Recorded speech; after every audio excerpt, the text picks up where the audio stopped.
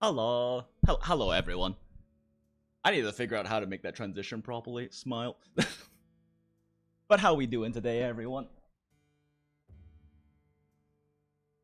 Sorry that it has been a second since I streamed. I was planning on, like, after the last stream, like 4 days ago, just doing a quick stream going over the meta sets and things like that. But I've been dealing with, like, medical and medication issues for the past few days, and haven't really been in any proper state to stream until today. But things are going relatively better. Okay, so this is going to be a relatively short stream. I would like to keep it pretty short, so that way people can easily, like, look at it and refer to it if they want to watch it, the VOD, later, instead of it being, like, a multi-hour stream that no one's going to really want to watch because only crazy people do that.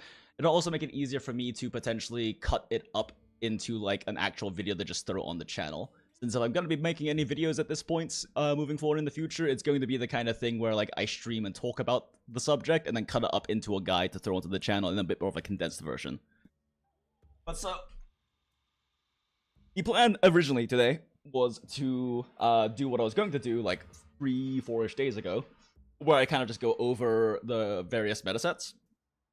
However, in the time since when I was originally going to do that, there have been some other discussions that have happened. There have been some other videos that have come out that I've taken a look at, and some other calculations that I've taken a look at. In particular, one in particular being about attack boost versus crit boost. So I hadn't even actually really even looked at this originally, because when I was calculating all of my own personal sets with my own set of, like, assumptions upon uptimes and things like that, and no situation was attack boost ever worth slotting in for me, so I didn't even think about actually looking at it more deeply. However, Dreaming Suntide. So Dreaming Suntide is a physicist who gets super into video games and other random things. He has done quite a few videos on skills in Monster Hunter Wilds, various other kinds of Monster Hunter math. Definitely go send him some love. Go check out his videos. Go and subscribe to his channel. Throw some thumbs up. In fact, let me go ahead and throw his channel into the chat real quick. It is also in the description of this stream/VOD if you're watching it in the future, so you can definitely go check him out there. But so in particular, I noticed that he had this particular video that came out 5 hours ago talking about doing Monster Hunter math like a physicist, attack boost versus crit boost. And I do recall seeing his video a little while back about one of the mathematically best damage skills, where he also talks about, like, attack boost being fairly strong, but I didn't really look into it back then. And then I also noticed that he had these mathematically optimal raw damage builds, so I wanted to go ahead and take a look at those to compare them against mine to see if there were any blind spots I had. But so looking at his work, like, all of his math is correct. However, we do work under different assumptions, and that does change the story about, is attack boost good or is a crit boost good? Because there are a lot of factors that go into that, and so that's kind of what I'm gonna try to go over relatively quickly here. I also just want to make sure to preface, like I said, go send him some love, go check out his videos, and I really hope that no one thinks that I am in any way trying to attack him or his community, because this is just two math nerds sharing our calculations and sharing our love for Monster Hunter math with the community, and if anything, I'm thankful for him for putting these videos out and having these calculations out there so I could see them and adjust my own numbers or have a better understanding of how the actual numbers in this game work. But yeah, so in particular, I really enjoyed this particular video of his, because it's not just him, like, briefly talking about it. He actually goes through over the course of the 40 minutes and basically programs out the calculator in Python live and teaches you basics for Python while doing so. It's actually really cool, because I've been currently taking a programming for data science class in my uni program, and so it's just really cool to see. But so when I saw this, like I said, I hadn't even really considered attack boost, because every single time I computed it in my sets, it was worse. But looking at his numbers, he does list off his very base assumptions. So, and the assumptions differ from my assumptions, and that's kind of where any kind of, like, conflict or difference in numbers may come from. So in particular, let's go ahead and just actually pull up the video real quick. let's see here real quick. So right here, like I said, he goes through and basically teaches you how to code, like live codes the entire thing for you while doing a really good job explaining it, and then ends up with this little chart over here at the end with a nice gradient. The gradient essentially is telling you that in this red area, this is when attack boost is going to be better, and this blue area is when crit boost is going to be better in the case of attack boost 5 and crit boost 3 versus crit boost 5 and attack boost 3 on the Arch and Raw weapon. So essentially how to read this, you can't really see all of it, unfortunately. Let me see, I think he has it a little bit more visible, like around... Now we should have our differences. Yeah, okay, perfect, right here. Yeah, this is a little bit more visible. So if we take a look at this, you can see here, affinity, bonus, raw. And so how this essentially works is, if you go along here and find your affinity, let's say it's 80%, and then in order for crit boost to be better, it has to be past the whites, you need about, like, let's say 65, 70 raw. 70 bonus raw from skills, food, all that kind of thing, in order for crit boost 3 to be better than attack boost 3. Crit boost 5 to be better than attack boost 5 in the case of using all 3 of your Archer weapon slots for it. And I did double check through all the numbers, and this is correct. However, the assumptions that this runs under is that you are running, and he goes over this at the beginning as well, is that you're running an Archer weapon with 225 base raw. That basically means that you have a basically perfect rolled Archer weapon where you have 7 raw attack substats as well as 1 sharpness substat. And that is also part of what makes attack boost look so favorable in this comparison, because attack boost essentially at level 5 gives you 9 flat attack. It just adds on 9 raw attack to your raw attack or to your attack stat after all of the other calculations, and then it also gives you 4% of your base raw. So if we look in game real quick, you'll see how it says attack plus 4%. This is not 4% of your total raw. If it was total, then it'd be a different story. But when it says 4%, and basically any of the other percents, like offensive guard, work the same way, as well as heroics 5, where it is a percentage of your base raw. This essentially means a percentage of your weapon's raw, just your weapon. Any other bonuses you get from food, from power charm, from your other skills do not get multiplied by this 4%. So when you have something that has 225 base raw, basically the highest raw you can get on an Archer weapon while still having at least 1 sharpness substat, that 4% goes a lot further, and the 5% goes a lot further, and that's what makes this so heavily weighted towards raw. In that particular situation, then attack boost is going to outdo crit boost. However, there's a lot of nuances to that, and it doesn't necessarily work as a universal staple rule, because there's two big factors with that. One is that you have to start off with that much base raw, so we have to go on the assumption that you're going to reroll enough to have that, and most players most hunters won't actually have access to a weapon that has that much base raw. And 2, like we were saying, if you said you had like 80% affinity, you would need like 70-ish. Like, yeah, let's just say 70 bonus raw, right? For a crit boost to outdo attack boost. The thing is that in a lot, and the vast majority of meta builds, this is a realistic ratio to have. It is actually very realistic for you to push this far past this bonus raw, because the thing about attack boost, because it's based on the percentage of your base raw, it's very sensitive to raw inflation. So the more raw you get from other things, the worse it becomes, and the better crit boost becomes. Same thing with the higher affinity gets. So upon like looking at all of this, it kind of inspired me to like actually expand a lot more on my calculation spreadsheet, the little like minimum viable product calculator I had. By the way, link to this should be in the description. One sec, let me make sure I put this in the description. I think I did. I did not. 1 second.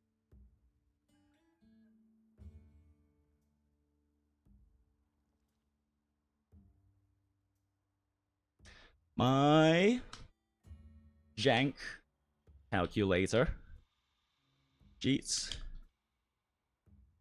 Feel free to make a copy. Paste. Save in description. Also, if anyone wants to take this and make a copy as well, feel free. There's a link in the chat. Okay. Okay, but so if we take a look, so like I said, it kind of inspired me to expand a bit on what I already had going on for my calculator. So this was just the base calculator I had before. Just throw in some skills. It would pop out your, I will pop out your EFR, your effective roll. So essentially your attack multiplied by your crit bonuses, multiplied by your sharpness, which is kind of the number that's important. The bigger that number is for raw damage weapons, the like physical damage weapons, non-elemental, the better, basically. But it basically inspired me to add in a few extra things. So for one, I initially just added in some a extra category that just that also calculated automatically when you added buffs. So these base calculations always assume you have power charm. It's the thing you can add into your inventory you get from a side quest that gives you 6 base extra base roll, extra attack. And then also always have the basic attack food, which is 2 extra roll. Then before, I just had manual options to basically check if you were drinking, let's say, a Mega Demon drug. This is going to be having Demon Powder, and this is going to be eating a Might Seed. This is kind of your basic raw stack. You'll see, like speedrunners will normally do this before they start a hunt, but also a lot of players who, especially like ones who are like higher HR, they've farmed a bunch, they have a bunch of spare items. They'll pop all of these because it gives you 27 extra raw attack. That is a lot, by the way. 27 raw attack is more than Counter-Strike. It's close to what you get on most weapons out of like Offensive Guard 3, which is 15% base roll multiplier. It's a lot of extra stats, so a lot of hunters will pop those beforehand, but I feel like that's important to check because for people who are especially pushing for like endgame max DPS meta sets, a lot of them will want to be popping these things because they're trying to kill things as fast as possible, they're trying to farm as efficiently as possible, they just want to see biggest number, right? So now it will automatically calculate that, calculate with and without those buffs, so the extra 27 raw. But I realized because we're talking about like attack boost versus crit boost here, that means the base roll of the weapon matters, which means the rolls on your Arshan weapon matters. So I decided to just make a full like range array of Arshan substats, essentially. So you can see here, we're going from what is used, what dreamingsuntide is using for his base assumptions for an attack boost, versus crit boost comparison, or just in general his calculations also for his meta sets. And so we have the 225, there's a 7 raw attack rolls, as well as 0 affinity rolls and 1 sharpness. And then we swap 1 substat out for affinity, another one, all the way down until we hit 7 affinity, which is, I really hope you don't roll this because that is too much affinity, and no raw substats. So we can kind of get like a good little array of like what everything looks like, right? And we can get like a nice comparison. So unlike I'm not going to do like just a pure like raw versus crit boost comparison like without like any sets or context or anything like he did, because you can already see the one he has over there. I mean, obviously as you lower the base raw, it leans more and more towards crit boost, but for me the important thing is when in context of the actual sets you're building, in context of the actual game, what does it look like, right? So to start off with, because, you know, I basically wanted to make sure to check his numbers against mine, and check his sets against mine, as well as just double check everything in general. So in his video about the mathematical, about his optimal raw damage builds, he also goes over all of his assumptions in here as well. So his build assumptions, let's see here. There is... Okay, and I'll just go... Okay, perfect, there we go. So his build assumptions are going to be weakness exploit, 90% uptime. So you're hitting weak points 90% of the time. On wounds, 20% uptime. Personally, I prefer to calculate with slightly lower WEX than that, because I do, especially depending on the weapon you're using, it can be very difficult to keep up a 90% uptime on weak points. 50% agitator, this is significantly lower than I tend to calculate with, because if you play decently aggressively, within the first 30 seconds of fighting a monster, they will be enraged, and they will pretty much stay that way almost for the entirety of the area in. I tend to calculate agitator as anywhere from 70 to 85%, depending on, like, you know, how aggressive a player might play. Max might at 50%. This is probably realistic if you're running 4 gore sets like he is. Well, I'll be going over like meta sets probably next stream, probably tomorrow. But if you're running 4 gore, then that's kind of realistic, because max might wears off very easily if you don't have 2-piece Anjanath. In fact, you're guaranteed to wear off, because max might works in a weird way. Basically, I'll go into the nuances of it later because it's not really the point of this video. But the thing about max might is if you roll once, you don't lose max might. If you roll again, you lose max might. But it doesn't matter how long you wait in between. You can wait a whole minute without rolling. The next time you roll, you will lose max might and then get it back 3 seconds after your stamina goes back to full. That's why I am of the opinion that sets that run max might without 2-piece Anjanath are kind of cope, because 2-piece Anjanath gives you a little extra stamina bar, as well as also just the most efficient pieces for running max might in general anyway. And that little extra stamina bar does not count. So you can do about like 1.5 rolls worth of stamina in there, and none of it will count against the limits that forces your max might to drop. So it actually makes it realistic to run, because otherwise, literally every other time you roll, period, doesn't matter if your stamina's full in between or how long you wait, you will lose max might. It's very weird. But yeah, 50% max might uptime for like a set that doesn't run 2-piece Anjanath, fairly realistic. Burst 5 hits at 50%. I don't know if I agree with this either. If you play decently aggressively, I mean, if you're using a slower hitting weapon, maybe. But if you're playing decently aggressively, with a 3-second timer in between hits to keep burst up, I generally calculated it closer to like 70 to 80%. Latent power 50%, I don't like latent power, personally. It basically requires you to get hit a bunch and you get affinity. The thing is, like, if you're going to run latent power, that goes under the assumption you're going to get hit a lot. And if you're going to get hit a lot, Counter-Strike is more effective and cheaper to build. Latent power will last. I actually don't even know how long it lasts, because I haven't even really looked into it that much, just because it hasn't been that efficient compared to Counter-Strike. But latent power, when it triggers, you'll have like the extra affinity, but it requires you to get hit a bunch, or take a bunch of damage first before it triggers. With Counter-Strike, when you get knocked over, so most monster attacks, or even just mega barrel bombing yourself, or you offset attack, or in Switch X's case you parry, I don't know what other parries trigger it, you get up to 25 roll at level 3, and these are level 2 deco slots, not level 3 like latent power. You get 25 roll for 45 seconds. Like, realistically, most hunters are going to get hit at least once every minute, right? At which point it has 75% uptime. In order for Counter-Strike to have 50% uptime, you only have to get hit once every minute and a half, which realistically, most people probably are going to. But anyway, neither here nor there. So these are the assumptions we run under. And so, punching that into his primary first build right here, which is 4 gore with a 4 gore with this with the Ray Dow helmets. So this is basically the most efficient set if you're going for this particular loadout with latent power. Again, not a big fan of latent power, but just difference in preference for skills. And so when we punch all of these into here, because I wanted to first, like I said, when I calculated, because I also calculated this set, but with different assumptions, and I was not getting attack boost as being the better option. So I wanted to make sure I'm running under all the same assumptions as his to kind of understand where the calculations are coming from. And so if we take a look at this, so right now let's just go ahead and look at, so this is attack boost 5, right? This is antivirus 3, which is 25% affinity. I don't know if it's in this video or a different one. He mentions that it gives, that the antivirus itself gives 50%. That's actually a mistranslation. It's a localization issue.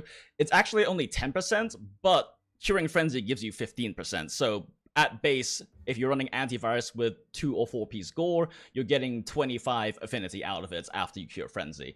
He also states that he assumes 30 seconds to clear Frenzy, which in my experience is pretty slow. I would say that I generally Frenzy closer to 15-20 seconds on like a slower clear. But under that assumption, it would be 66% uptime, because it lasts a minute once you clear it. And then Max Might, again, at 50% uptime. Weakness Exploits, 90% uptime, along with an additional 20% uptime on weak points. So this 20%, however, that's not 110%. It means 20% of the 90%. So 70 non-on wounds and 20 on wounds.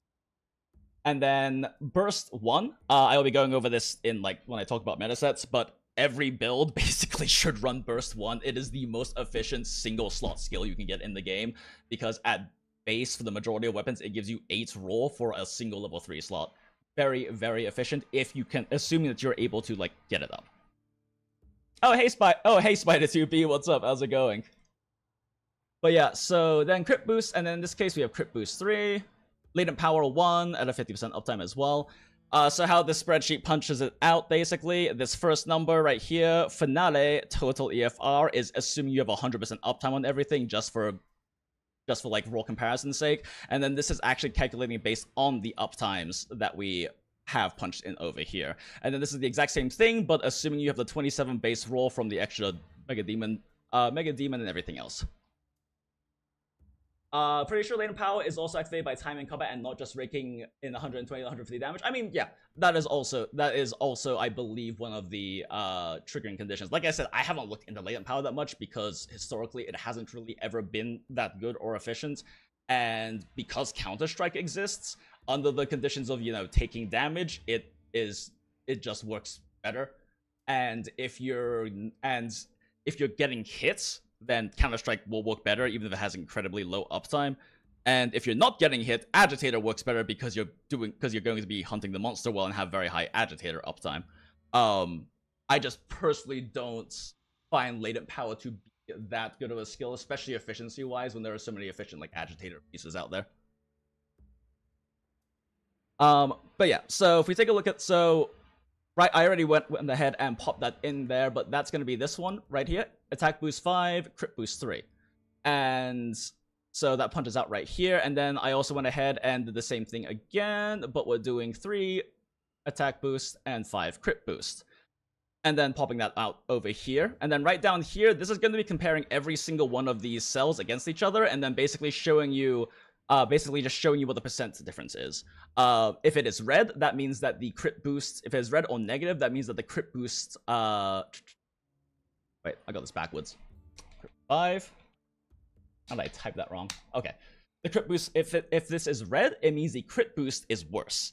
So, running under the exact assumptions that he put forward, as well as this exact, like generalist raw meta set, then we're looking at, with the uptime assumptions in place, we are looking at it being 0.75% worse to run crit boost 5 versus attack boost 5. And if we look at it with buffs, it's still the case. It's still going to be 0.36% worse with attack boost with crit boost 5 versus attack boost 5. And it only gets better if you manage to have 100% uptime on everything. Well, close to like 75% because it's 30.33%. With also the 27 raw buffs from eating Mega Demon Drug, might see the Demon Powder. However, once we start shifting off our substats, we can kind of see how, as the base raw falls off, so does the comparison fall off fairly quickly. So if we shift over to having just the having like one less raw substat, we see it starting to drop from 0.75 to negative 0.57, 0.4, 0.23, and it doesn't really drop off fully until we're hitting around 230%. 200 base raw, so 2 raw subs, as well as 30% affinity, which is going to be 5 affinity subs. However, this is only looking in the case where you don't have any additional raw inflation from using other skills. I also forgot to mention, when in this comparison, right here we have 4 gore. So what this 4 gore is doing is that the 4 gore set bonus, when you have Frenzy, you have 10 extra raw, and when you cure Frenzy, you have 15 extra raw. So that's going to be accounted for in this calculation when it's checked as that extra 15 raw right here, and then this number right over here is going to be the average raw based on like the actual uptime given for antivirus over here. But yeah, so we can see that in this particular case, it is going to be marginally better. Assuming that the more raw you have on your Arch weapon, the better it gets. But again, this is assuming that you're able to get these kinds of high rolls, especially getting 7 rolls on a weapon. But the moment we start shifting around skills a little bit, and running what, in my opinion, are going to be more efficient skills, with uptimes that I think are a bit more reflective, then we start getting some raw inflation, and it starts to fall off fairly quickly. So let's go ahead and pull out what I would personally consider to be 10 extra roll from Frenzy to 15 additional roll, or 5 additional extra rolls for 5 extra for a total of 15 roll. You have 10 extra roll, and then you have an extra 5 for 15 once you cure. Yeah, that's probably the better way to put it.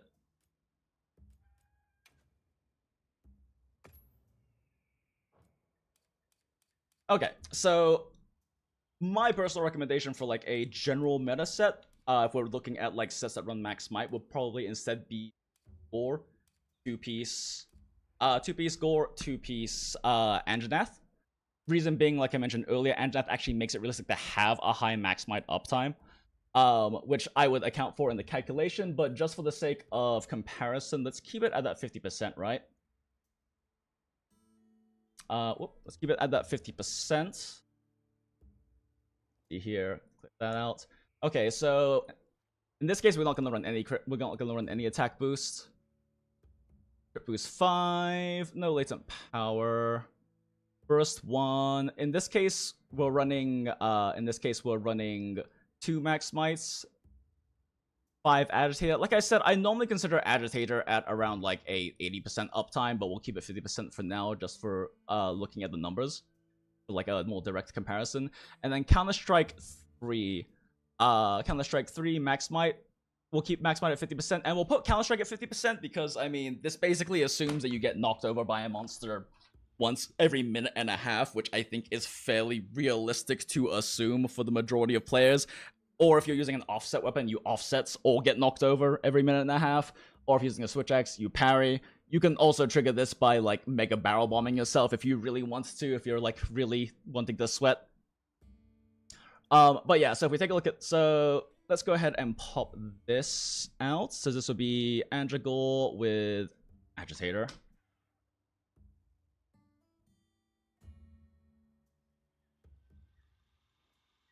Oh wait, did I punch this in the wrong sheet? I did. Oh boy. Okay, let's do this instead.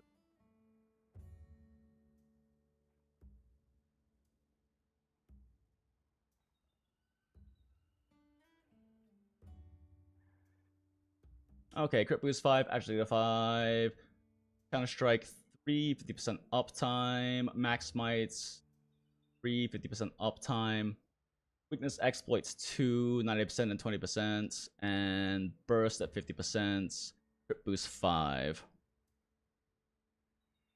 Okay, so if we just go ahead and copy that, paste those values right there. And let's go ahead and do the same thing, but sub out for attack boost.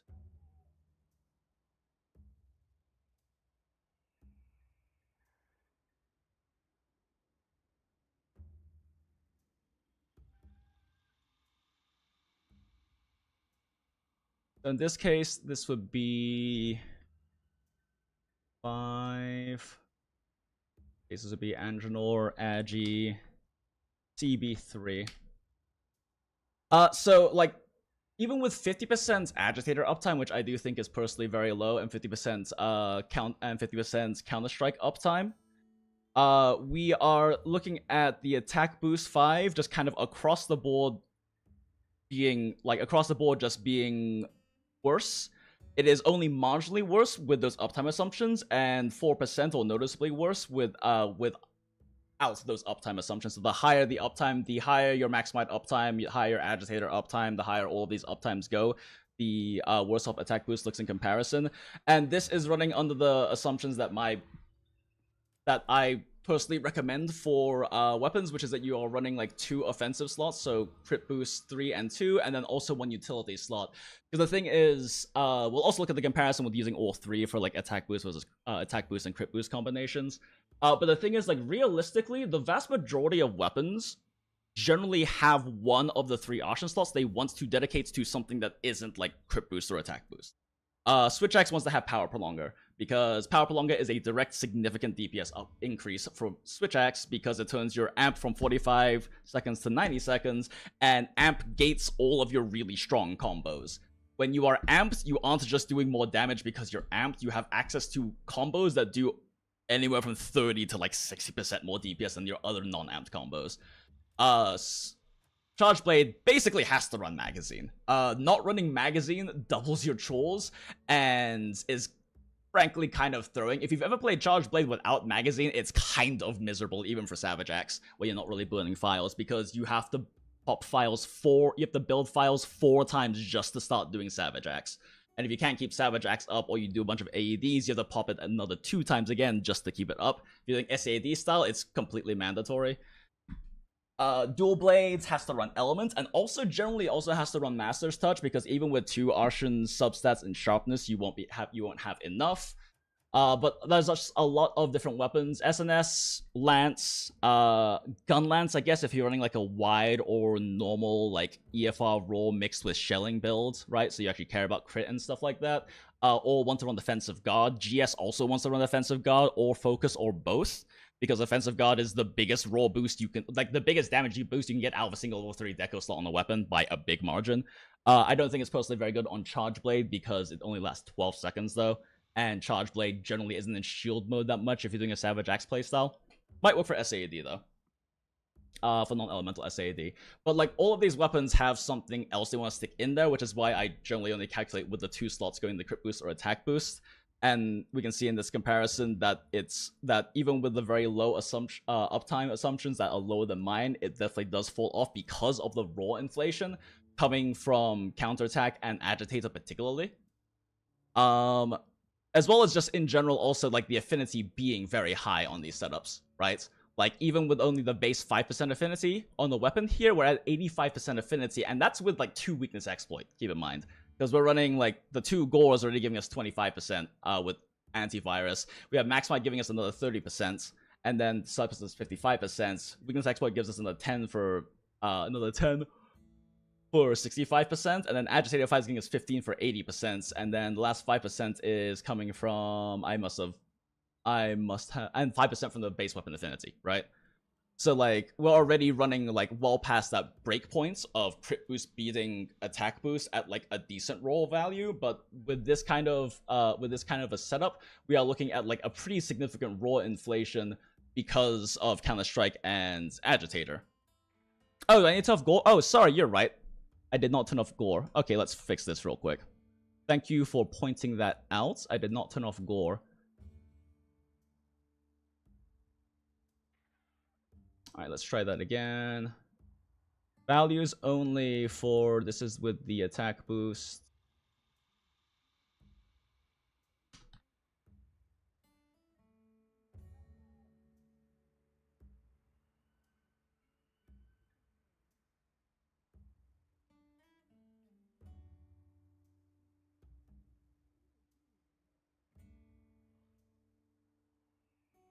Okay, yeah. So, crit boost. So we can tell the attack boost is... Oh, I don't know why it says 100% affinity. Raise that line from there. But yeah, when we look at that, now we're looking at, like, with the uptime assumptions, still marginally different. It's really not that big of a deal, but still marginally different. And gets worse if we're adding in more raw inflation from having buffs included. And also if, you have a teammate who has Hunting Horn or something like that, that raw inflation buff pushes you over. If your cat uses its Hunting Horn buff, that raw inflation pushes you over, right? And this is, like, with us, again, assuming that Agitator and Counter-Strike and Maximize all have 50% uptime, which they can and will oftentimes increase, especially because of the 2 Anjanat set. Basically, as you can see, like, the more raw we're getting, the worse off attack boost becomes compared to crit boost. So in my opinion, under the majority of use cases, you're going to look at crit boost either being marginally equivalent or marginally or noticeably better than attack boost.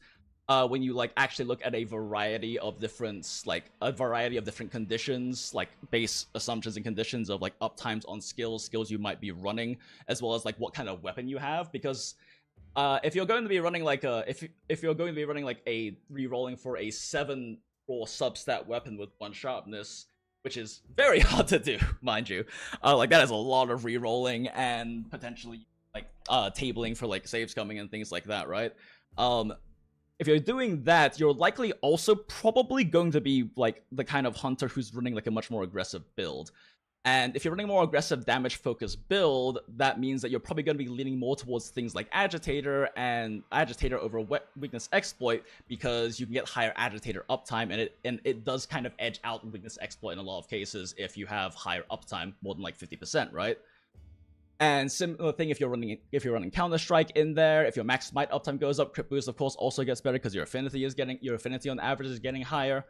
But real quick, let's go ahead and take a look at if we remove that level 3 deco slot, because like we might as well, like, it's good for us to do like a proper comparison with what he has on weapons to what we have on weapons, right?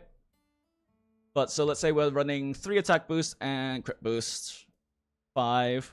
Exact same setup though.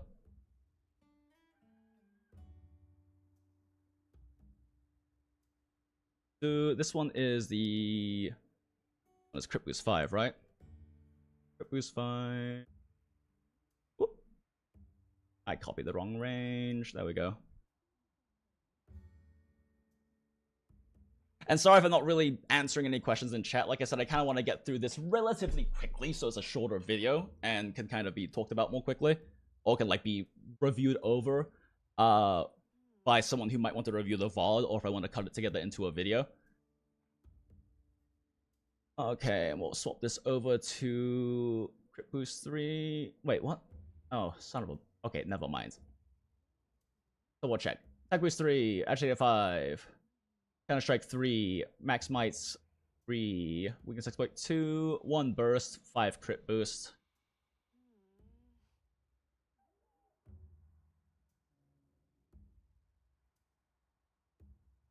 From your testing, the only time attack boost 5 was better was when it was power crit boost 3. Yeah, that's also what I've kind of noticed from like other things or from the other calculations I've done too.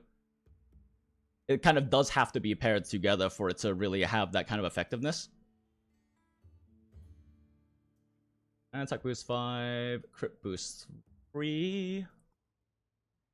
So this one's gonna be the attack boost. Oh, mother.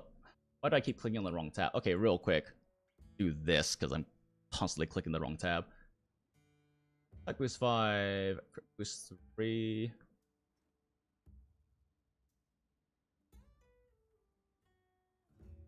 GPU is almost 90 degrees. So this GPU, this is tracking the wrong GPU and it has a broken thermal sensor. So my actual GPU is like 30 degrees right now because it's water cooled. But this for some reason this tracking. Oh, let me get rid of that. I don't even know why it's up. Is tracking my secondary GPU, which has a damaged thermal sensor and always thinks it's 87 degrees.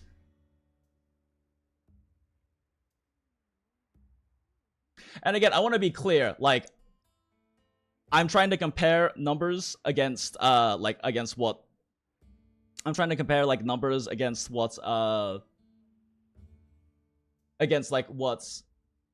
dreamingsuntide has in here, because like I said, it's made me curious. I want to really take a good look at what attack boost versus crit boost looks like, and under what conditions and assumptions of like uptimes and skills and sets and everything that one is better than the other.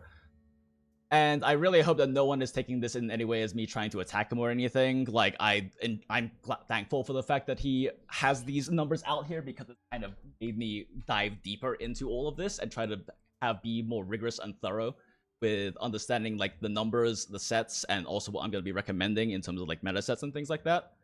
And like I said, go ahead, like, be sure to go over to his channel, send him a subscription, watch his videos, check them out. They're all really good. His new one, especially about like calculating specifically the attack boost as a crit boost, is really interesting because it's actually him walking you through the programming as well. Okay. So this is the one with the attack boost.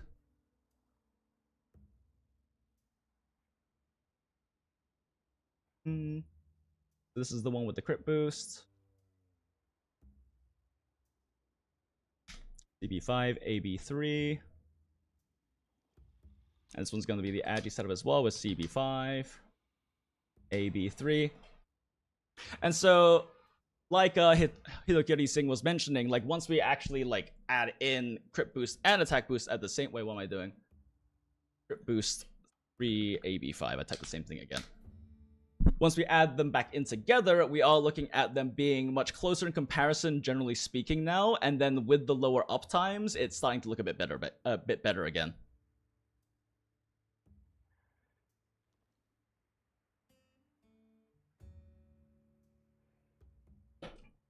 And this is still also with the raw inflation. So there are definitely going to be these use cases where attack boost is going to be outdoing crit boost. Namely, the big one being like notably when we're running like a higher base roll weapon for one thing. Running a higher base roll weapon, and then we also have all 3 slots dedicated to crit boost slash attack boost. So we need to have basically 1 level 3 slot dedicated to crit boost, and then 2 to attack boost. And with a high base roll weapon too, like my base roll is only 210 on here, so I'm more about this range, at which points, like, it is still sorry, burping, still marginally better with these lower uptimes. It gets worse the closer you get to 100% uptime, so considering this breakpoint, we're looking at like, what, 75%? We're looking at like roughly 75% uptime on Max Might, Agitator, Counter-Strike, etc. But in this situation with a higher base roll weapon, and you also have all 3 of these slots dedicated to attack boost and crit boost, we can see it starting to be marginally, like, marginally edge out when you have low uptime on your offensive skills. So I guess really overall the TLDR is that if you are running like if you're running offensive skills like Max Might, Agitator, Counter-Strike, which I do personally think is a fairly generalist, very good skill to slot in, because if you're going to get hits, and if you do ever really get hits during the hunt, Counter-Strike gives you a lot of roll for a lot of efficiency. But with these as well as like very low uptime on burst at 50%, antivirus being at 2/3 uptime essentially, with a very high base roll weapon, we are looking at attack boost starting to edge out, assuming that we're not getting too many external attack buffs. But once we start adding in a lot more external attack buffs, like through Hunter Horns or things like that, and especially if we have to drop a slot, then crit boost starts to come out a lot more ahead. So as the title says, is attack boost a trap? The answer is sometimes, but also not sometimes. It depends. It is a lot closer in this game compared to how it was in previous games, because of the fact that all of these affinity skills got so much weaker. Crit boost got a lot weaker compared to previous games. Wing's exploit got weaker compared to previous games. Agitator itself is not nerfed and has become quite a bit higher value as a result of that. Antivirus with 2-piece gore is also an incredibly efficient way to get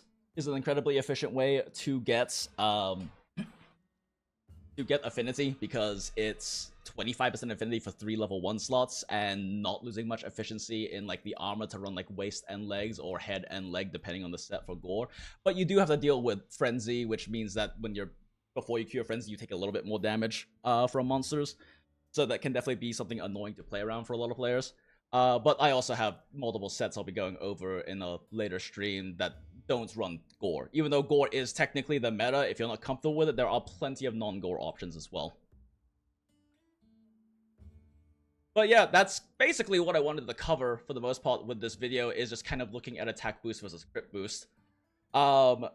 Generally speaking, I am of the mind that I would, generally speaking, probably recommend that hunters lean towards crit boost if they're running like full damage or full DPS sets. Especially if you have a slot that you need to take over with something else. Because once you start running more offensive skills, like higher levels of burst, once you play more like aggressively and have higher uptime on burst, on agitator, and then also, again, this is calculating with like really low max might, but if you're running like what I would generally consider like a generalist meta set, which is 2-piece Fulgur and 2-piece Thor, it's also what a lot of like speedrunners have their base sets based off of, as well as just a lot of the like HR 200 plus hunters, etc. that I know and chat sets with. But if you're running this, your max might uptime is going to be significantly higher because max might is much fun with this. But as these things get higher, attack boost does ultimately start to get worse. But if you're running something, if you are running generally, like if you are running like you've like molded for a really high base roll weapon, and you're also running less of these extra multipliers, because basically attack boost gets worse as you add more attack from other skills, or you also add more crit multipliers, making crit boost stronger. So the more offensive skills you have on your build, the better crit boost becomes, and the more uptime you have on them, the better crit boost becomes. And if you are generally running less offensive skills, though, attack boost starts to come out ahead. Yep, the classic it depends, essentially. It is not nearly as cut and dry as it was in previous games, which I appreciate. I actually really like the skill system that we have for armor skills and weapon skills in this game, because having them separated means that we can't just have, like, we can't just fit everything we want to, right? We have to make trade-offs. And also, all of the truly efficient skills in this game are based on conditionals, right? Like, Max Mites is the most efficient source of affinity in the game, other than maybe Antivirus, arguably. Max Mites is still a bit more efficient slot-wise. And both of those are conditional. Counter-Strike is an incredibly good raw attack increase, and like I said, lasts 45 seconds if you get knocked over by getting hit by most monster attacks by a barrel bomb. If you offset, or on switch X you parry, and it probably works on other parries. It works on GS tackle as well, which is really nice. Like, there's lots of conditions that can cause it to trigger, and even at 50% uptime, it is an incredibly efficient raw attack skill, and that only requires you to get hit once every minute 30. But we have all these less conditional skills that give really big damage boosts, but because they're conditional, we have to make uptime assumptions, right? And that's what makes these calculations so interesting. Because when we have these lower uptimes, then we're looking at, something that is a raw static increase, like attack boost getting better and better, while things that require you to have lots of bonus raw other than base raw attached, as well as more affinity and everything like that, like crit boost, gets better and better as your uptime goes up. So yeah, that's pretty much it. That's pretty much it. The reality is that for like I was saying, I generally would recommend, like, if you can always like calculate this yourself if you want to take my spreadsheet calculator I have here and copy in your own build into it, your own exact like offensive skills and your own weapon stats and stuff, and then compare it with attack boost versus crit boost. You absolutely can, but otherwise, as a general rule, I would say that if you're running less offensive skills, lean towards attack boost, at least if you have a high base roll weapon, because the lower your roll gets, like, it starts to fall off much faster, right? However, if you have more offensive skills, and especially if you play more aggressively, or you have good uptime on like strong conditional skills or things like that, you want to lean towards crit boost. Also, as we talked about, if you want to use one of your level 3 slots for something like magazine, for something like power prolonger, for something like razor sharp or master's touch is the best out of the 3 sharpness things, out of the 4 sharpness things. But like master's touch, you need to run elemental decos on like a burst set for like dual blades or something. At that point, you pretty much always lean toward crit boost, because attack boost just starts to fall very short when you can't mix it with 3 crit boost as well. And I guess also part of the reason why I say I lean towards crit boost as well is that in the cases where crit boost is winning, it can be winning by a pretty significant margin, while attack boost wins by a relatively smaller margin. Again, depending on your uptimes and the skills you have in your set. Is burst a good skill compared to these conditionals? Yes, burst 1 is basically like the best like single slot you can stick in your build in the game or in your set, assuming that you can keep it up, right? Assuming that you can like reliably like actually hit things frequently enough to like actually have burst up when it's active. For all of the melee weapons, with the exception of GS and Hunting Horn, which frankly are probably 2 weapons that don't want to run burst anyway because they're a bit too slow hitting. Outside of those, they all get at level 1 you get 8 raw attack. Like 8 raw attack, that is 1 less than attack boost gives you at level 5, excluding the 4% increase, which is not insignificant, right? But like the flat amount it gives you. It's 4 times as much as you get from the basic raw you get from eating like a normal meal. And that is a lot. And then if you go up to burst 5, you only get 10 more, and then it goes to 18 for 4 more level 3 deco slots of like armor slots of efficiency, which is why I'm of the opinion burst really isn't worth it unless you're running an elemental weapon, because for that same amount of slots you could get agitator 4, you could get weakness exploit 4, you could get, like, depending on how you even just say, you could get like counter strike 3 and like max smite 2 or 3, because level 2 slots are easier to get. Like, those extra levels of burst really aren't worth it unless you're double dipping and also taking advantage of the elements, which cover in later meta set stuff. But yeah, level 1 burst, pretty much always worth slotting in if you can. It's a super front loaded skill that isn't worth getting past 1 level above other skills. Yes, unless you're running element, because burst also gives you element, right?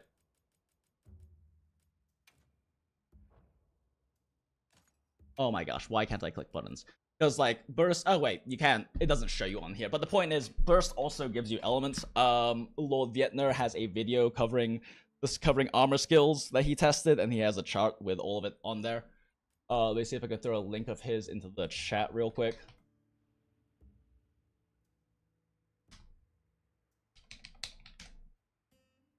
Pull up on here, that way it's easier.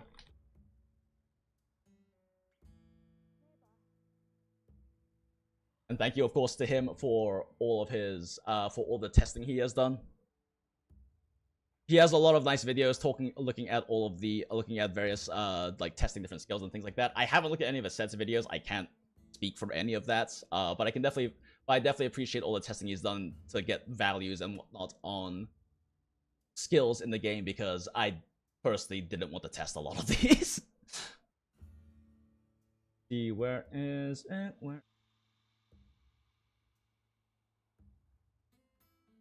Oh, here we go. Yeah. This is it? I believe this is how burst actually works. Hey, for whether or not you have Monster Hunter. There we go.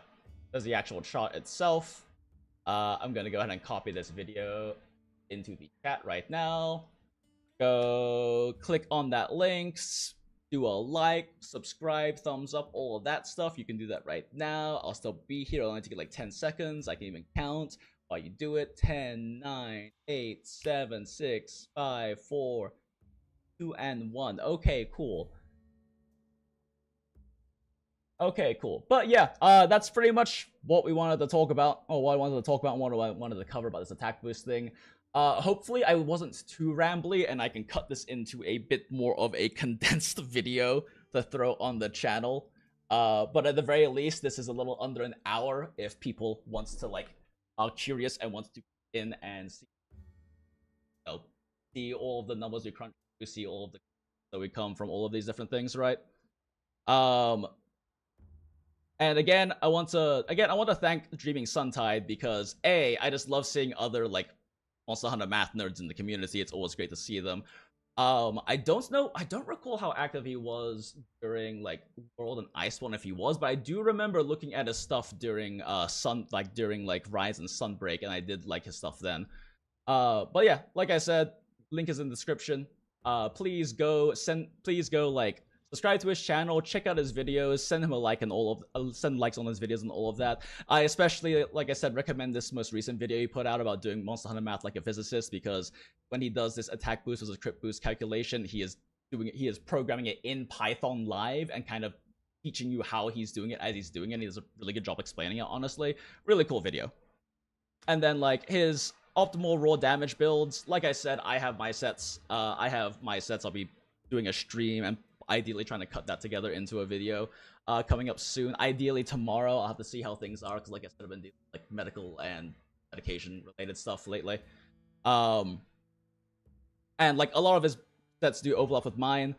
I do run mine under, like, different assumptions and nuances from, like, how his sets are, so they are going to be quite a few different ones, but it is definitely a thing to look at as well if he wants to. Okay, cool. Alright. Praise the Trash Panda. Oh, thank you. I apologize for not really looking much at all at chat or, like, answering any questions or things like that. I can do, like, a quick scan through as much of anything, but like I said, I want to try to keep this one relatively short, because the last time I tried to do, like, some set math, we ended up sitting here for like 5 hours, like, calculated out like 50 different things, and it became something that isn't really a VOD that people can like reliably watch if they're sane people, as well as makes it difficult for me to like go back and cut together. So I guess at this point I'm probably just gonna go ahead and cut the stream off. It is 11:41. I might do a little late night stream in a bit afterwards. We'll see. I have to go check on some things and see if I have the time to. But if I do, if not, we'll be doing a stream tomorrow anyway. Now that I've gotten like that now I've gotten the medical stuff out of the way from the past few days. All right. Well, thanks for joining us, everyone. Thanks for listening to me yab about attack boost and crit boost for basically an hour. Appreciate you guys, and we'll see you next time. Bye. Also, say hi, YouTube, everyone. Hi, YouTube. Bye.